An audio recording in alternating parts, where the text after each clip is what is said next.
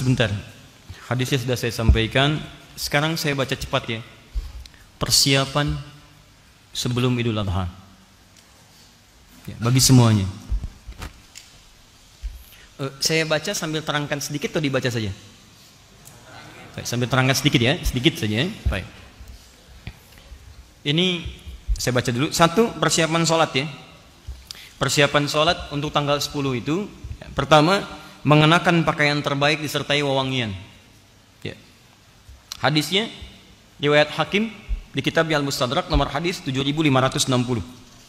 7560 langsung dari cucunya Nabi SAW, Al-Hasan ya. Beliau menyampaikan qala haddatsana qala amarana Rasulullah sallallahu alaihi wasallam fil 'idaini an nalbasa ajwada ma najid wa an natatayyaba bi ajwada ma najid wa an nudahhiya bi asmana ma najid. Fokus. Telah memerintahkan kepada kami datuk kami Rasulullah SAW, kakek kami Rasulullah SAW di setiap 2 hari raya di Idul Fitri, Idul Adha. Apa perintahnya? Ada yang umum, ada yang khusus untuk Idul Adha saja. Di antara yang umum, annal basa ajwada ma najid, untuk mengenakan pakaian terbaik yang kami bisa dapati. Yuk buka. Kalau mau siapkan dari sekarang. Itu sunnah. Ingat sunnah. Dan sunnah untuk Idul Adha, ingat 10 hari pertama pahalanya senilai jihad fisabilillah. Antum pakai pakaian bagus Idul Fitri ada pahala, tapi ketika Idul Adha masuk kategori hadis tadi. Bukan cuma dapat pahala biasa, bisa senilai jihad tuh. Cari pakaian terbaik. Kalau bisa ikhtiar dari hari ini. Bismillah. Ya, tidak harus mahal, yang paling halal. Yang paling halal. Cari yang terbaik, yang paling halal. Bismillah, dapati itu. Kenakan. Wa anna tatayyaba bi ajwada ma najid, kenakan wewangian parfum untuk laki-laki. Sunnah. Kalau ingin bertambah lebih saat mau salat bawa lagi parfumnya. Di Timur Tengah itu biasa. Ya, sampaikan. Dan niat ikhlas dibagi. Ya, sampaikan, pakai, tebarkan lagi, pakai. Setahun sekali pahalanya tinggi. Pahalanya tinggi. Kemudian nah ini dia, wa an nudahhiya bi asmana ma najid. Dan Rasulullah SAW memerintahkan pada kami untuk menyembelih berkorban dengan yang terbaik yang mampu kami dapatkan. Caranya begini caranya. Ya. Anda punya anggaran berapa? Misal, saya punya anggaran 3 juta. Dari yang 3 juta itu cari yang paling bagus hewan kurbannya. Nanti ada ikhtilaf dari kalangan ulama. Ada yang mengatakan domba, ada yang mengatakan sapi, macam-macam. Yang poin yang paling penting dari yang banyak manfaatnya. Ya, ada kadang daging manfaatnya. Bagi sementara orang ini nggak makan daging kambing, makannya sapi, ya, daging sapi. Maka Anda ikut kepada bagian dari daging sapi. Ada dia makan daging kambing, makan daging sapi misalnya, Anda bisa berkorban, ini lebih bagus yang ini, maka itu yang dimaksimalkan. Dari anggaran yang Anda miliki, berikan yang terbaik di situ. Paham ya? Ya, dari sekarang biasanya sudah disampaikan. Ya, di Alisan itu sudah ada flyernya, yang lain sudah ada flyernya. Berapa kira-kira bagian sapi sekian? Ya, bagian kambing sekian. Ya. Untuk makan kambing apa sapi? Hah? Makan kambing apa sapi? Sapi, Masya Allah, luar biasa. Kita makan daging sapi, dia makan sapi ya? Makanya saya katakan luar biasa. Buat ya. Haram hukumnya ya. Beli dulu, masak dulu, lalu dimakan ya. Kalau sudah disembelih apa hukumnya? Belum tentu. Sembelih dengan membaca Bismillah ya Allahu Akbar ya. Baru kemudian jadi belum tentu. Kalau yang disembelih kambing orang ya. Sudah. 2. Sunnah kedua, hadis riwayat Ahmad. Nomor hadis 22.984 di Musnad Ahmad. Sunnah yang kedua, tidak makan terlebih dahulu. Ingat, setelah sholat subuh, kalau Idul Fitri itu sunnahnya makan dulu. Untuk menunjukkan bahwa subuh ini beda dengan subuh yang kemarin saat masih puasa. Sekarang harus buka, makanya haram hukumnya puasa. Jelas ya? Untuk Idul Adha, sunnahnya jangan dulu makan. Jelas ya? Sunnahnya jangan dulu makan. Kapan makannya dilakukan? Kita baca hadisnya. Karena Rasulullah sallallahu alaihi wasallam la yaghdu yaumal fitr hatta ya'kula wa la ya'kulu yaumal adha hatta yarji'a fa ya'kulu min udhiyatihi. Adalah kebiasaan Rasulullah sallallahu alaihi wasallam, beliau makan dahulu saat akan menunaikan Idul Fitri. Ba'da subuh makan, berangkat Idul Fitri. Tapi saat Idul Adha beliau tidak makan terlebih dahulu hatta yarji'a. Hatta yarji'a. Lihat sini, lihat sini. Hatta harful ghayah, menunjuk pada tujuan. Ghayatun. Ya. Misal, ana urid adhhab ila Jakarta hatta al-Istiqlal. Saya pengen pergi ke Jakarta sampai ke Istiqlal. Tujuan paling akhirnya Istiqlal.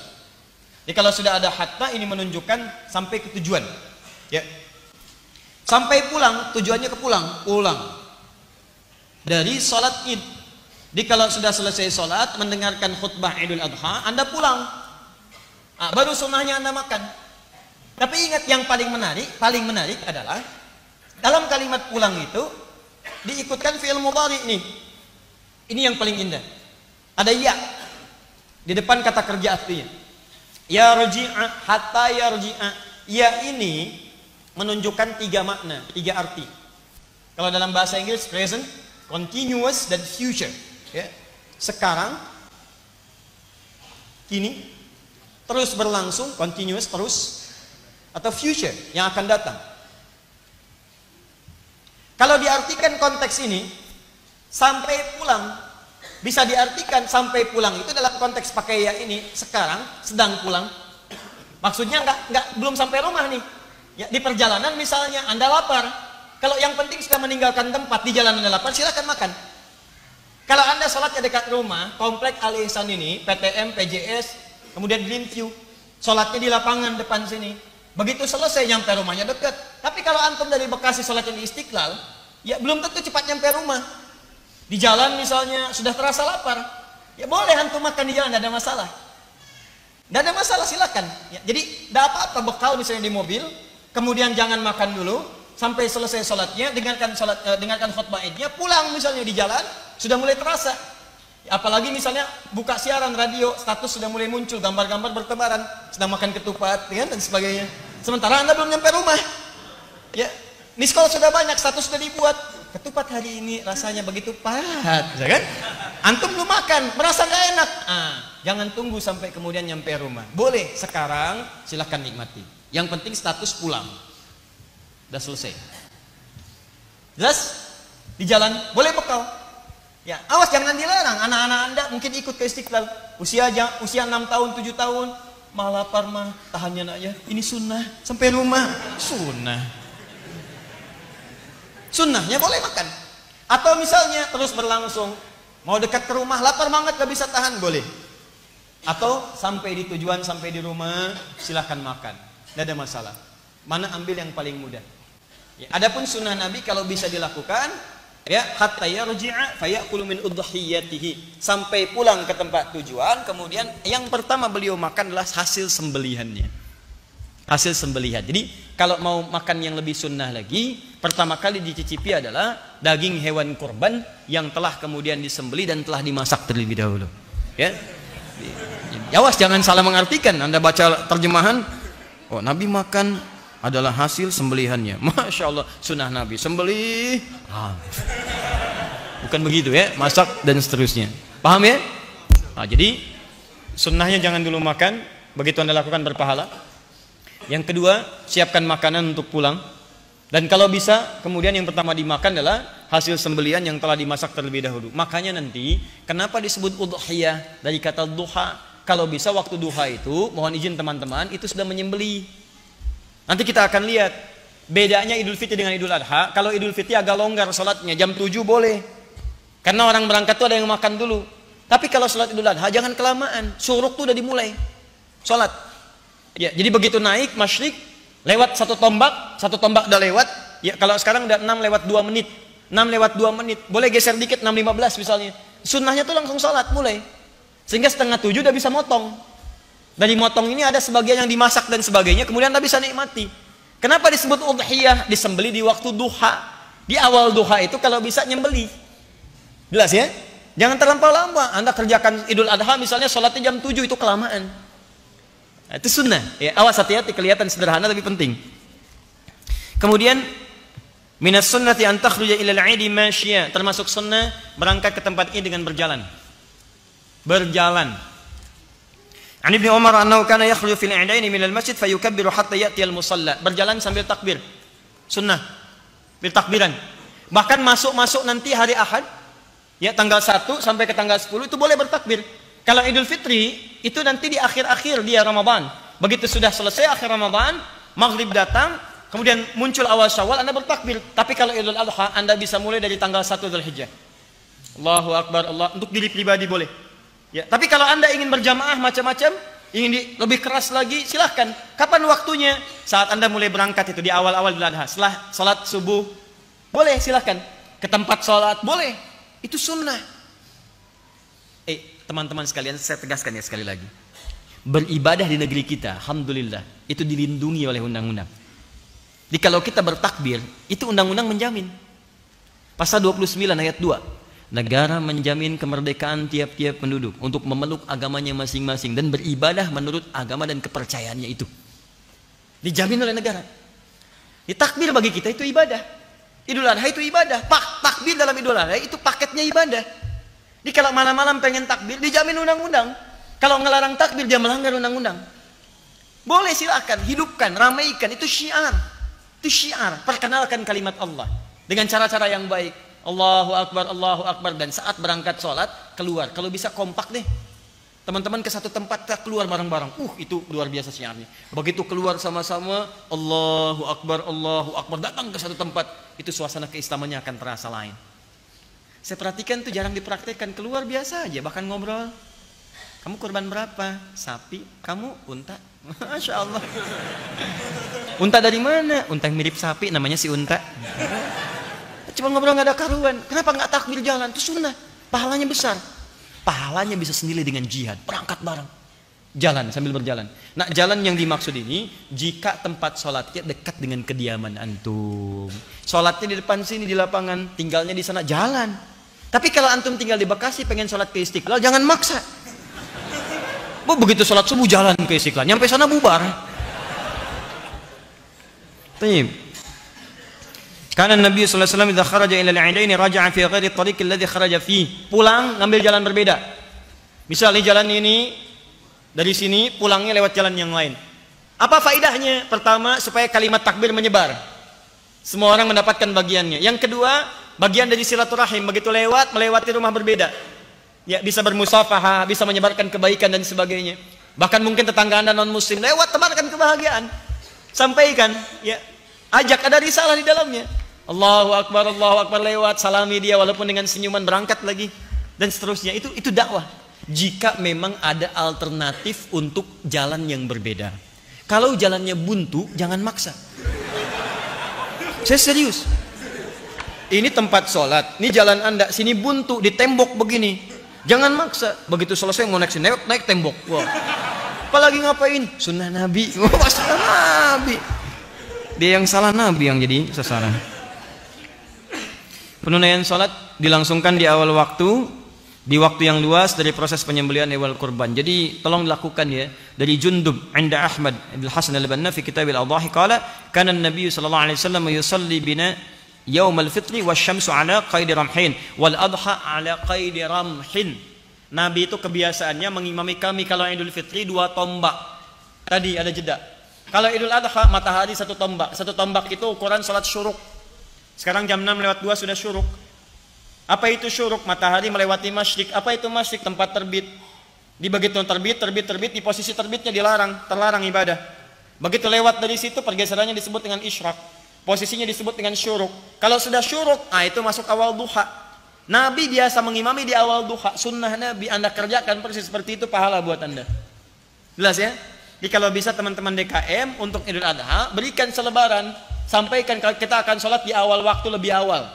6:04 sholat selesai, khutbah nggak usah terlampau lama ya, 6:30, 6:45 selesai. Begitu selesai sembelih, 7:04 sembelih, jam 10 selesai, 11 selesai, tuntas itu. Bahkan hewan pertama sembelih sudah selesai, masak dan sebagainya, bisa makan lebih awal.